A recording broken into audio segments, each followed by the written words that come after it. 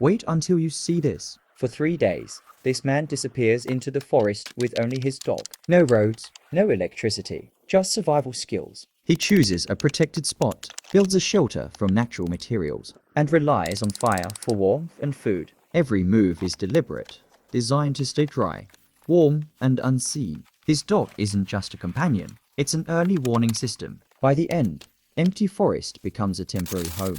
Would you survive like this for 3 days? Like, comment, and follow for more real bushcraft and wilderness survival.